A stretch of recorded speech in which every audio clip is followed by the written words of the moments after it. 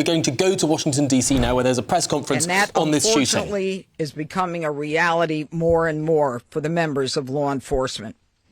Yesterday on Thanksgiving Eve at approximately 2:15, near 17th and I Streets in the northwest section of the district, near the Farragut West Metro Station, 2 uniformed guardsmen were ambushed in a brazen and targeted attack.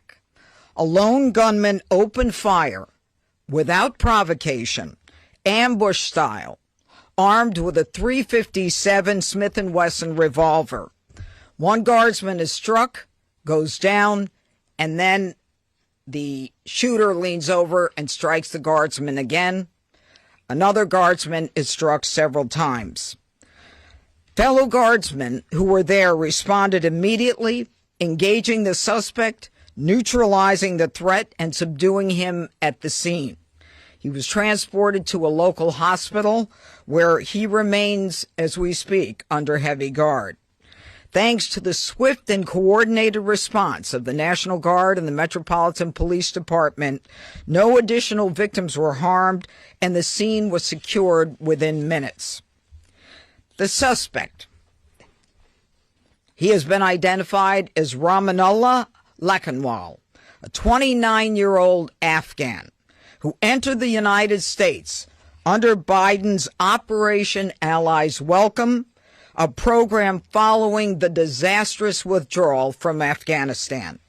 He resided in Bellingham, Washington, with his wife and, we believe, 5 children. And we're working very closely with our federal partners, especially DHS and the FBI, to review his immigration history and the vetting process itself. What we know about him is that he drove his vehicle across country from the state of Washington with the intended target of coming to our nation's capital. As we stand here today, the charges that are appropriate right now are 3 counts of assault with intent to kill while armed, a violation of D.C. Code 22-401 and D.C. Code 22-4502. He will also be charged with possession of a firearm during a crime of violence. He faces 15 years under the assault with the intent to kill. We intend to continue monitoring what the charges will be, depending upon the well-being of the guardsmen. We are praying that they survive and that the highest charge will not have to be murder in the first degree. But make no mistake, if they do not, that will certainly be the charge, murder in the first degree. The Department of Justice, under Attorney General Pam Bondi, is committed to a thorough and an impartial investigation where we will hold this perpetrator accountable under the full weight of the law. Now, Sarah and Andrew volunteered. They came here to protect the people of the district, pursuant to a crime emergency that President Trump rightly declared in this city and in other cities across the country. Our nation's capital should not and must not be a place where evil comes to commit violence, whatever their cause or motive may be. We should not have to live in fear in the nation's capital, especially by one who came here from a foreign country. Through a process that was so absurd that he came through and released into this country, as many were, knowing virtually nothing about his vetting. This is what happens in this country when people are allowed in who are not properly vetted. These guardsmen and all who are here to protect the district are the line that separates a civilized society from a barbaric one. They are the ones who stand for law and order. This was not just an attack. It was a direct challenge to law and order in our nation's capital. And the individual will be made fully accountable. And though it seems that we have been here before, under President Trump, make no mistake, and the Attorney General, we will not allow this to be normalized. It will be confronted, condemned, and prosecuted to the full extent of the law. Now, my message to the individual who committed these acts is you picked the wrong target, the wrong city, and the wrong country, and you will be sorry for the violence and the evil that you perpetrated in our nation's capital. And now I call upon the director of the FBI, Kash Patel. Every time you're online, your money and your identity are at risk. Scams now make up nearly 40% of all crime in the UK. That's thousands of attacks every single day. In Britain, someone has their identity stolen every 2 minutes, leaving victims with wrecked finances and years of stress. The threat is real, and you could be next.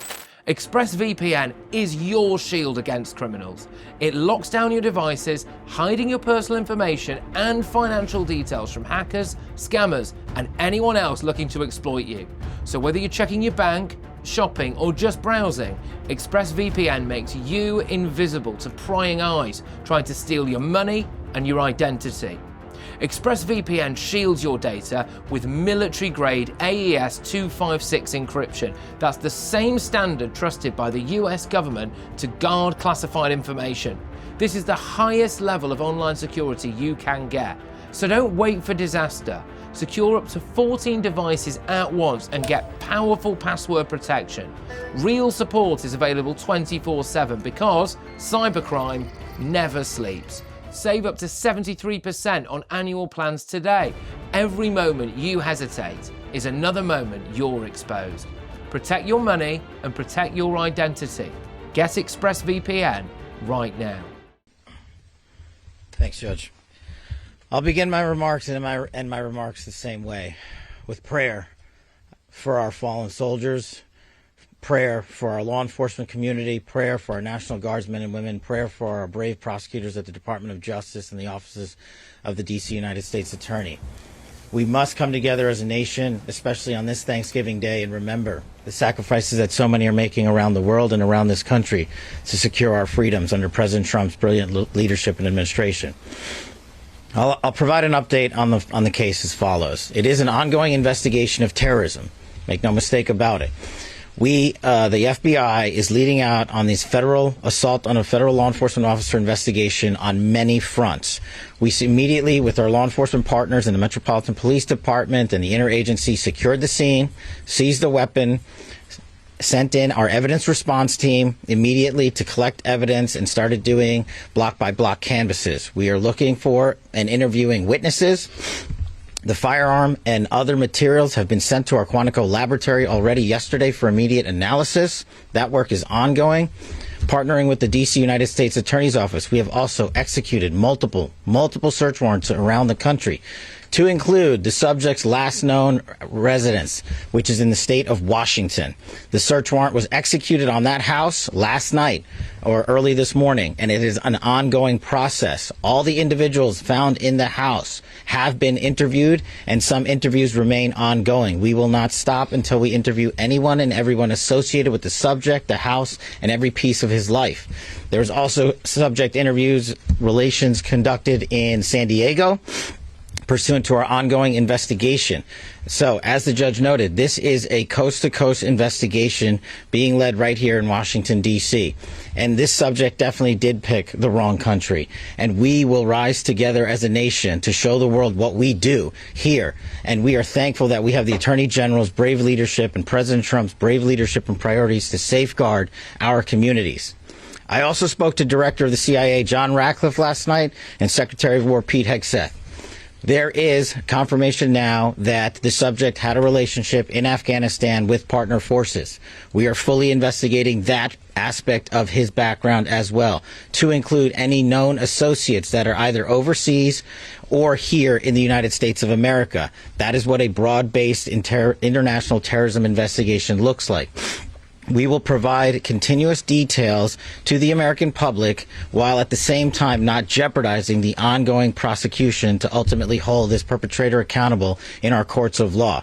We will provide as much transparency as possible, but as you can see, the breadth and scope of this investigation will continue.